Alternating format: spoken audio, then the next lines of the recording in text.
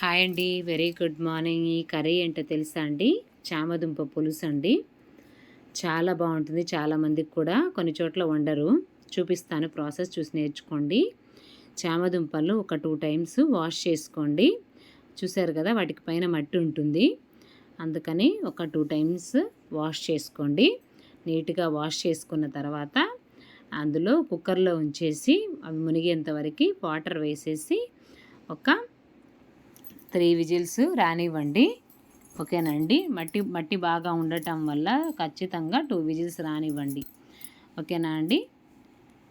కొన్ని చోట్లయితే ఇక ఇవి తెలియదండి, ఎలా వండడము ఏంటనేది తెలియదు. చూసారా, అవి కుక్కర్లో పెట్టాలి.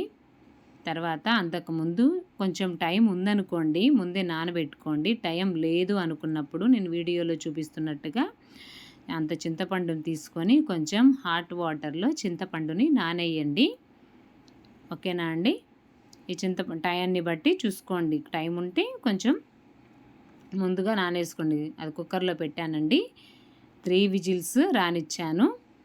మరీ మెత్తగా ఉడికితే బాగోవండి. మీ కుక్కర్లో కొంచెం త్వరగా ఉడుకుతాయంటే ఒక విజిలే పెట్టుకోండి. 3 విజిల్స్ రానిచ్చాను.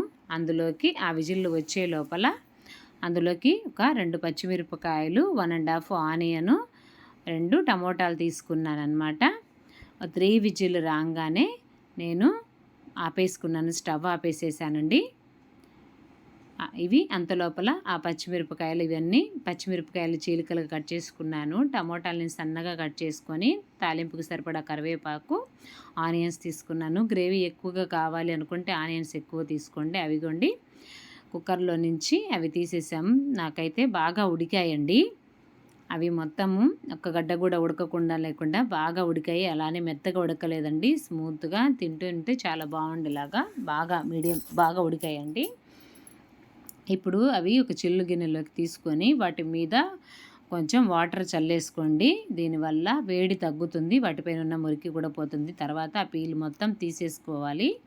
తీసేసుకొని పెద్ద పెద్ద ముక్కలుగా ఉంటేనేమో కొంచెం కట్ చేసుకోండి. తర్వాత స్టవ్ మీద ఒక గిన్నె పెట్టేసుకొని తాలింపు వేసేసుకోండి. ఆ చింతపండుని పులుసు తీసేసుకోవాలి. వెంటనే టమోటాలు వేసినప్పుడేమో తాలింపు ఉడకదు కాబట్టి ఉల్లిపాయలు వేగిన తర్వాత టమోటాలు వేసాను. తర్వాత వెంటనే ఇవి చామదుంపలు వేసాను.